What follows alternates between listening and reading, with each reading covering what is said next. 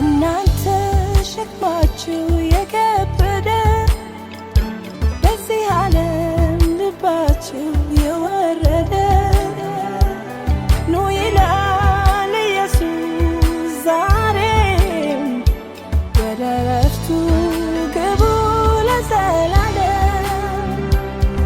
የኢየሱስ ስም ነፃ ያወጣል፣ ስሙ ለሕይወት ያበቃል።